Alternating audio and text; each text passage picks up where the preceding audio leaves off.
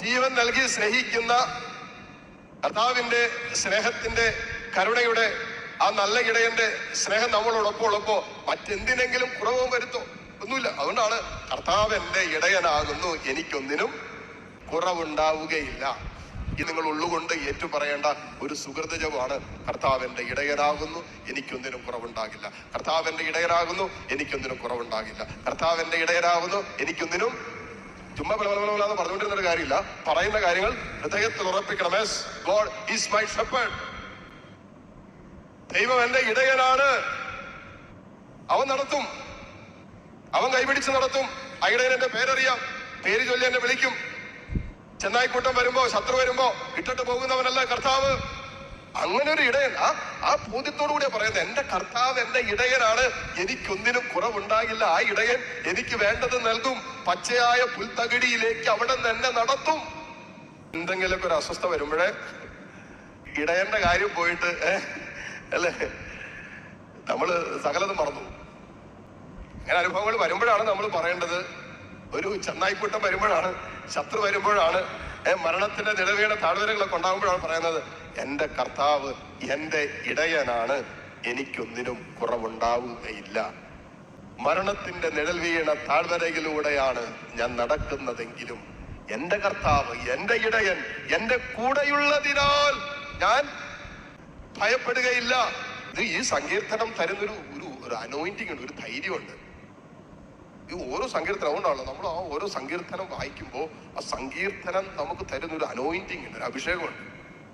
Corona കാലഘട്ടത്തില് സങ്കീർത്തനങ്ങളിലൂടെ എന്ന് പറയുന്ന ഒരു ശുശ്രൂഷ ഞാൻ നടത്തിയായിരുന്നു. 150 സങ്കീർത്തനം. ഇതിനിടയ്ക്കാണ് അനീഷച്ചന്റെ ഹോസ്പിറ്റലൈസേഷനും അനീഷച്ചന്റെ മരണവും മരണാനന്തര ശുശ്രൂഷകളൊക്കെ നടന്ന ഒരു സമയമാണ്. ഉണ്ടല്ലോ, ആ വായിച്ച് കടന്നുപോയപ്പോ ആ സങ്കീർത്തനമൊക്കെ ശരിക്കും നമ്മുടെ ഉള്ളിൽ നിന്നും പുറത്തു വരുന്നതായിട്ട് നമുക്ക് ഫീൽ ചെയ്യാൻ തുടങ്ങും. ഇത് എന്റെ ജീവിതമാണല്ലോ, ഞാൻ അനുഭവിക്കുന്ന അവസ്ഥയാണല്ലോ. 11-ാം സങ്കീർത്തനമൊക്കെ വായിക്കുമ്പോൾ നമ്മൾ കരഞ്ഞോണ്ടാ വായിച്ചുകൊണ്ടിരിക്കുന്നത്. എത്ര നാൾ ഞാൻ കാത്തിരിക്കണം, എത്ര നാൾ കണ്ണുനീരൊഴുക്കണം, ദൈവമേ നീ എന്റെ പ്രാർത്ഥനയ്ക്ക് ഞാൻ എത്ര നാൾ കാത്തിരിക്കണം. സങ്കീർത്തകൻ തന്റെ ജീവിതമാണ്, തന്റെ ജീവിതത്തിന്റെ ഓരോ അനുഭവങ്ങളാണ് സങ്കീർത്തനങ്ങളായി അല്ലെ ദാവീദ് രാജാവ് എഴുതുമ്പോൾ പല സങ്കീർത്തനങ്ങളും ദാവീദിന്റെ സങ്കീർത്തനങ്ങളാണ്, ജീവിതമാണ്. അതുകൊണ്ടാണ് നമ്മൾ സങ്കീർത്തനങ്ങൾ വായിക്കണം, സങ്കീർത്തനങ്ങൾ വായിക്കണമെന്ന് പറയുന്നത്. ഏറ്റവും മനോഹരമായൊരു സങ്കീർത്തനമാണ് കർത്താവ് എന്റെ ഇടയനാകുന്നു, എനിക്കൊന്നിനും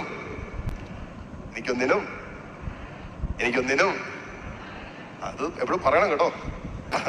എല്ലാ വേളകളിലും പറയണം, എന്റെ കർത്താവ്. കണ്ണും പൂട്ടി പറഞ്ഞോ, നമ്മളെ ഇട്ടിട്ട് പോകുന്നവനല്ല നമ്മുടെ ഇടയൻ.